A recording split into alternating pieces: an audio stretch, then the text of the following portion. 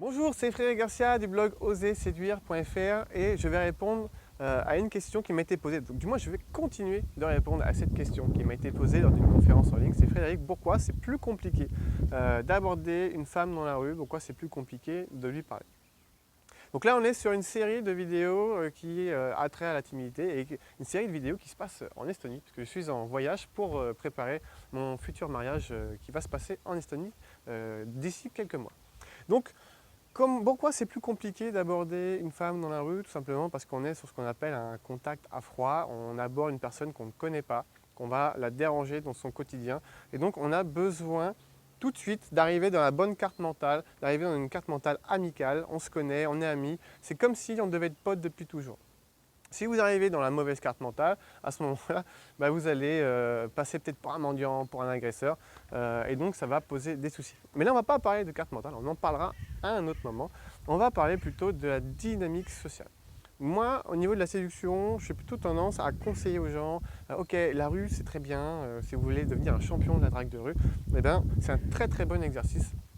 Mais si vous voulez rencontrer des femmes en abondance, si vous voulez les séduire, travaillez plutôt sur votre dynamique sociale. Pour moi, la rue, c'est plutôt pour travailler sur son aisance sociale.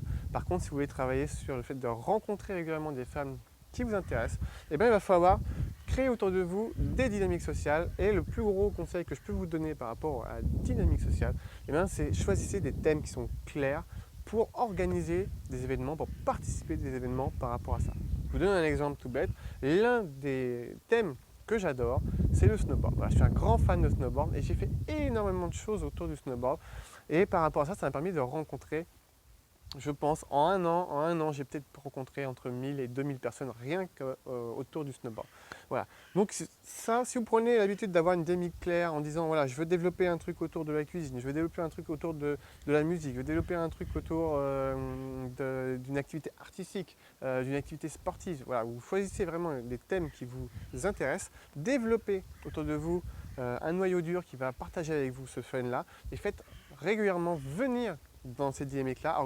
Faites en sorte que vous participez à des événements où vous rencontrez régulièrement des nouvelles personnes et c'est là où vous allez pouvoir du coup partager du fun et donc séduire les femmes qui seront autour de vous. Voilà. Donc draguez dans la rue si vous voulez, mais je vous conseille surtout de développer votre dynamique sociale et de partager un max de fun avec le max de gens et vous allez voir que vous allez rencontrer à un moment donné la femme de vos rêves.